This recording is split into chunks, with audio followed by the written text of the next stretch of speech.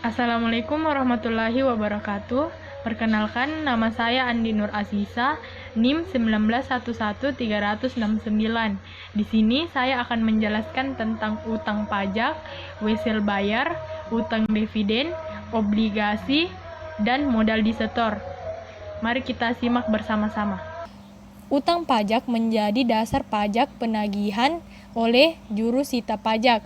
Dilihat dari kondisinya, timbulnya utang pajak dapat terjadi karena dua kondisi, yaitu yang pertama, kondisi formil. Dalam kondisi ini, utang timbul karena petugas pajak keluar dari surat ketetapan. Contoh, pada pelunasan pajak bumi bangunan, KPP merupakan pihak yang mengeluarkan surat ketetapan pajak berisi pajak tentang setiap tahun. Anda sebagai wajib pajak tidak perlu lagi menghitung pajak terutang. Membayar PBB berdasarkan surat yang diberikan KPP. Kondisi kedua yaitu kondisi material. Pada kondisi pajak hutang, pajak karena undang-undang atau karena adanya kejadian tertentu yang mengakibatkan suatu pihak dikenakan pajak, seperti menyiapkan bangunan, kegiatan impor-ekspor, menerima hadiah undian. Contoh yaitu Neon merupakan seorang karyawan yang memenangkan hadiah undian dari sebuah acara televisi.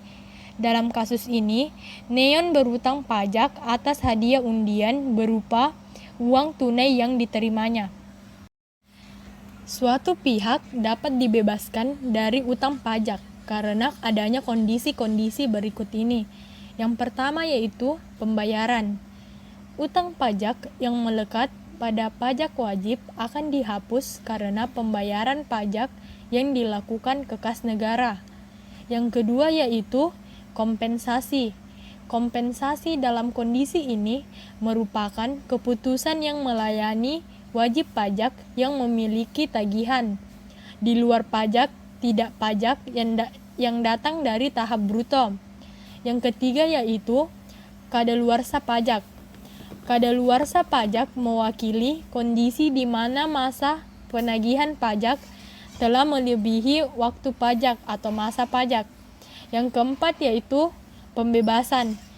Utang pajak tidak berakhir dengan semestinya, tetapi karena ditiadakan oleh salah satu pihak, pembebasan biasanya tidak diberikan kepada pokok pajaknya, tetapi sanksi administrasi. Yang kelima yaitu penghapusan. Sifat penghapusan sama dengan pajak, tetapi diberikan wajib. Penghapusan utang pajak bisa disebabkan karena kondisi keuangan wajib pajak atau kematian. Selanjutnya yaitu wesel bayar. Sebelum kita membahas lebih jauh tentang wesel bayar, saya akan menjelaskan wesel secara umum. Wesel adalah bentuk janji tertulis yang berkaitan dengan uang dari satu pihak yang diberikan ke pihak lainnya. Dalam janji tertulis itu akan tercatat tanggal pembayaran sejumlah uang yang harus ditepati. Nah, wesel ini sendiri ada dua, yakni wesel bayar dan wesel tagih. Bagi orang yang belum mengenal wesel, tentu akan semakin bingung untuk membedakan dua wesel tadi. Tentunya ada ciri atau karakteristik tersendiri dari dua jenis wesel tersebut agar bisa dibedakan dengan mudah. Jenis wesel bayar yaitu bentuk dari surat utang yang dibuat atau diterbitkan oleh sebuah perusahaan atau entitas dengan tujuan agar wesel ini bisa digunakan untuk membayar sebuah utang usaha yang sudah atau telah jatuh tempo. Karakteristik wesel bayar ada 3, yaitu dibuat dari sudut pandang peminjam, yang kedua yaitu bertambah di sisi kredit, dan yang terakhir yaitu wesel bayar termasuk pasifa. Dividen utang atau scrip dividends yang timbul karena laba yang dihasilkan itu saldonya mencukupi untuk pembagian dividen, tetapi saldo kas yang ada tidak cukup. Oleh karena itu, perusahaan akan mengeluarkan dividen yaitu janji tertulis untuk membayar jumlah tertentu di waktu yang akan datang. Obligasi adalah istilah dalam pasar modal untuk menyebut surat pernyataan utang penerbit obligasi terhadap pemegang obligasi. Ringkasnya, penerbit obligasi adalah pihak yang berutang dan pemegang obligasi adalah pihak yang berpiutang. Dalam obligasi, dituliskan jatuh tempo pembayaran utang beserta bunganya atau kupon yang menjadi kewajiban penerbit obligasi terhadap pemegang obligasi. Jangka waktu obligasi yang berlaku di Indonesia umumnya 1 hingga 10 tahun.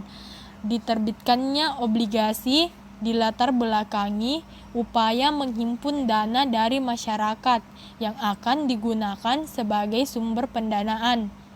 Bila ditinjau dari sudut pandang pebisnis, obligasi bisa dimanfaatkan untuk mendapatkan dana segar demi berjalannya usaha.